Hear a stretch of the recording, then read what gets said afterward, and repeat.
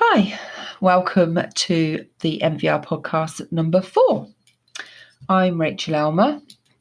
And I'm Peter Jakob. And today we are going to talk about erasure and the presence mind. Go ahead, Peter. Yeah, well, it was really interesting the way you picked up on something that you and I had spoken about in the last podcast. We spoke about the parent not overriding her feelings, but acknowledging them within herself and in her response to the child, finding a way to deal with it constructively.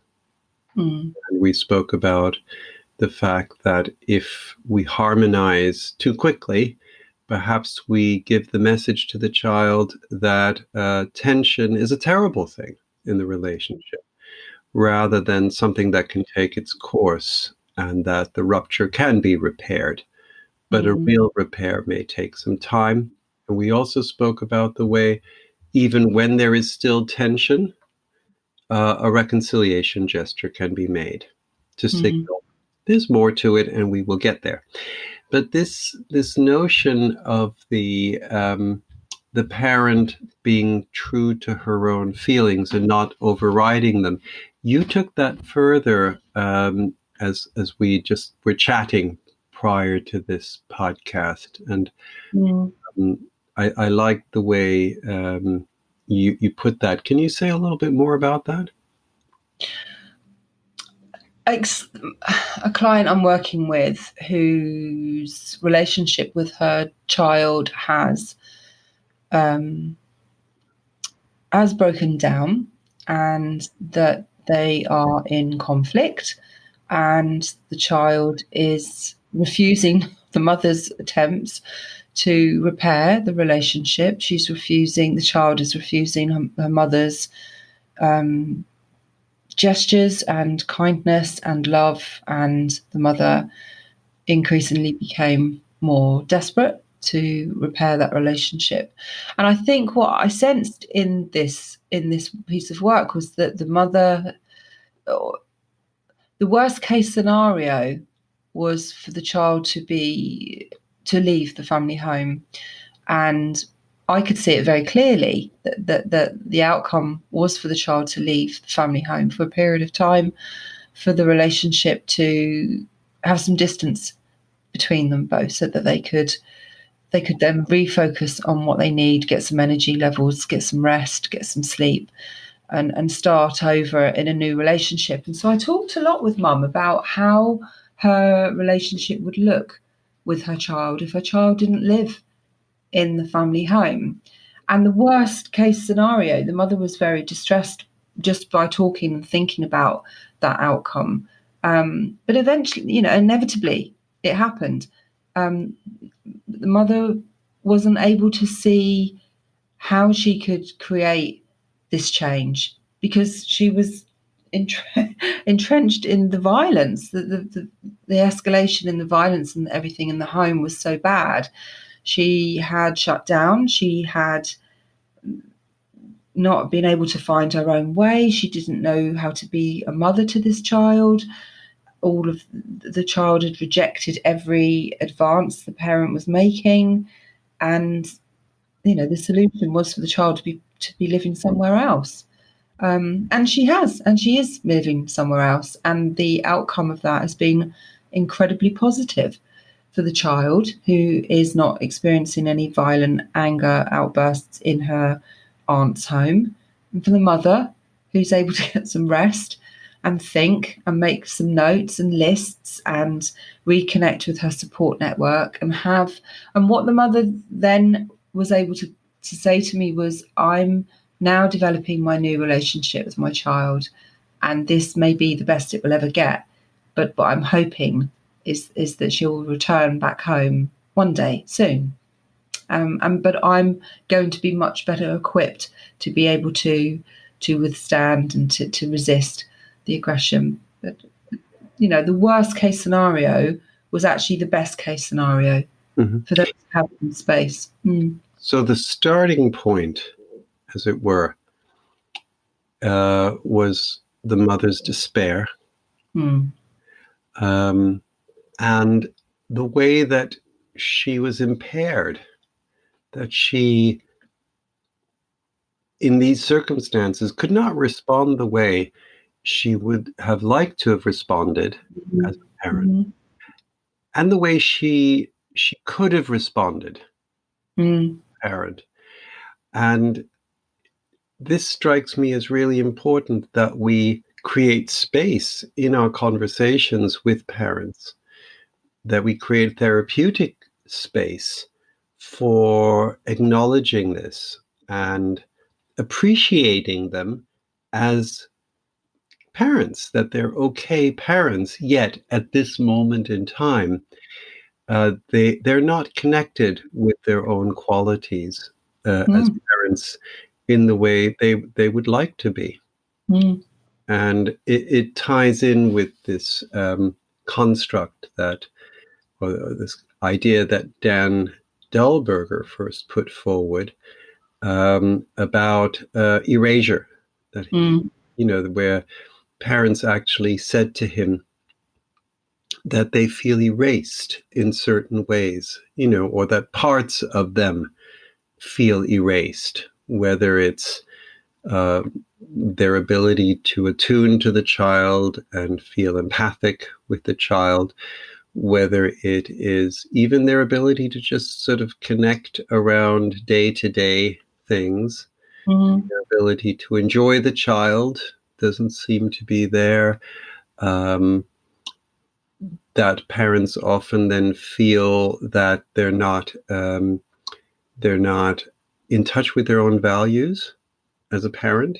That Mm. they're doing things that don't feel, whether it's escalating, whether it's fearfully avoiding the child, they internally they don't feel that they are the person they are or could be.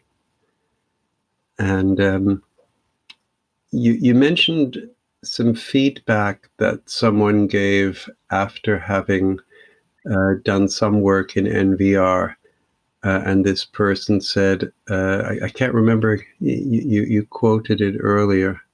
So, a parent who had attended one of our online parent seminars with one of our colleagues, and the parent had fed back to the colleague that she very much enjoyed the session. And what had happened in the course of the 6 weeks is that she'd become in touch with her parenting styles of being the parent that she really wanted to be. Mm-hmm. Yeah. And I think that's really valuable feedback. And being the parent that she wanted to be. I mean, this goes back in my mind many, many decades to Carl Rogers and client-centered psychotherapy, who said the object of therapy is that people can become the person they want to be, that people feel better about who they are. So this seems to be quite fundamental. And I guess what we're looking at is both this this experience of erasure,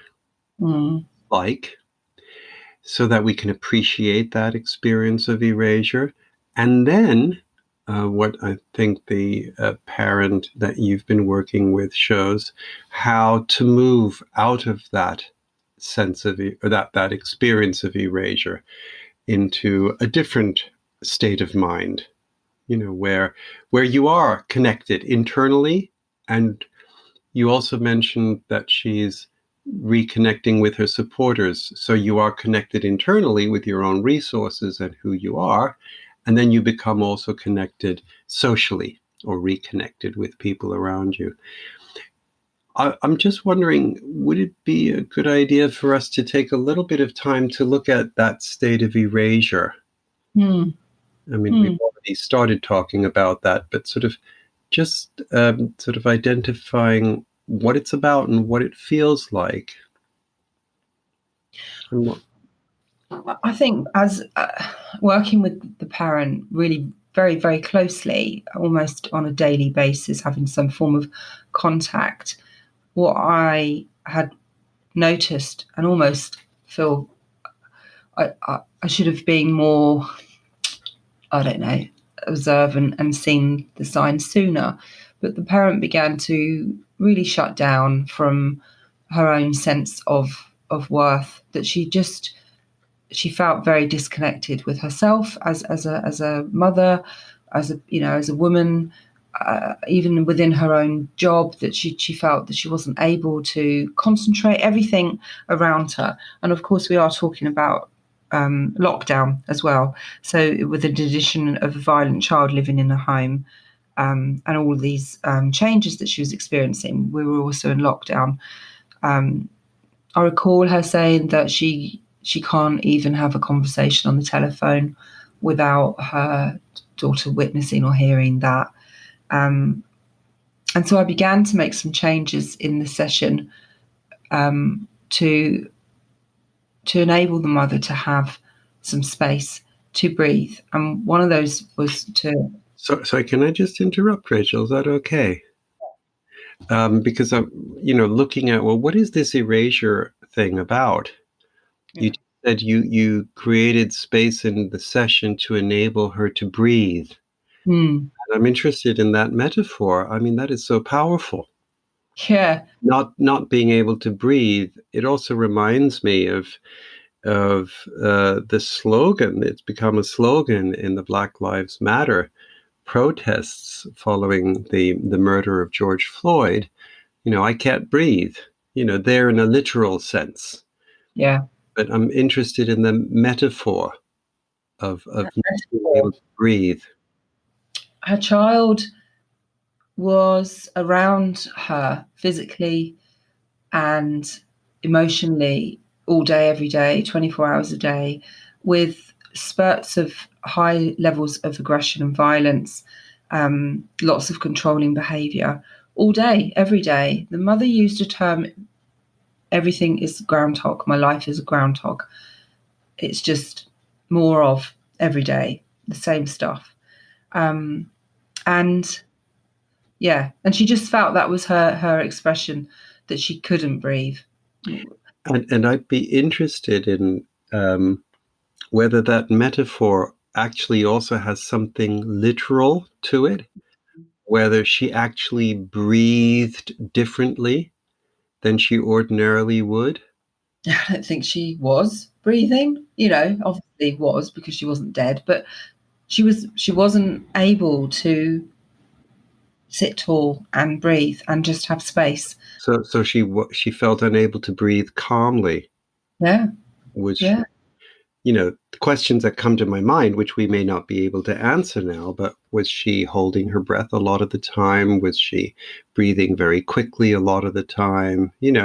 So even in a literal sense, erasure could have something to do with what happens in your body. I think without a doubt what happens within her body. And we talked a lot about what was happening in her body. She just felt she was on high alert constantly. She sensed her body tighten when her child entered the room, or if her child began to talk at her. So high alert in expectation of an attack. Yeah. So showing survival reactivity and tightness in the body. What was that tightness about? Was that about being able to flee, about being able to fight, but not being able to? There wasn't any fight. No, definitely more about fleeing. She was afraid. Yeah, yet she could not flee. No. So there's the impulse in her body to flee, yet she can't flee because she's the mother and she's responsible. So she then lives with those body sensations. So that would really be a physical manifestation of what we call erasure. Yeah, and this is day in, day out. Yeah, all the time, much of the time. I was thinking of a stepdad I was speaking to last week, and the mum was unhappy over the way that she hadn't felt supported by him in a particular situation, or rather, he hadn't done anything. He hadn't physically intervened. He hadn't used himself in the way that she would have liked him to have. And I spoke to him about that, and he said, well, I just feel so uncertain, absolutely uncertain whether I even have a role to play in his life. And this young person hasn't spoken to his stepdad for about 2 years. He's cut him out. And when he sees his stepdad on the landing, he turns around and walks back into his room without acknowledging the stepdad. So part of the stepdad's experience is one of deep uncertainty, whether he even has any role at all, or whether he has any entitlement to have a role. Does he have the right to do this? And hence, he has become very passive over time. But I think the key experience that the stepdad described is just one of uncertainty. And hence, almost like the brakes are on. He's not proactive because he's feeling so uncertain. And that's, I've been in that place in my lifetime, in an uncertain place. And it's a horrible, horrible feeling. And I would imagine a parent who is in conflict with their child, however that might look, is awful. And what I've sensed from the parent I was working with, that there was a real desperate need to have a place in her child's life. From the parent, she desperately wanted her child to sense her love. We talked more about how she felt from the child's rejections. It ran deep. It's very, very sad. Willem Beckers and I have been having a lot of conversations about mattering, and what happens to parents when they feel they no longer matter, and how that experience of no longer mattering, it's deeper than just a belief, isn't it? It's an embodied experience, how that then leads them to disconnect from their child, and then they are no longer the parent they want to be, because they do want to be connected to the child. It's interesting you say in that mattering.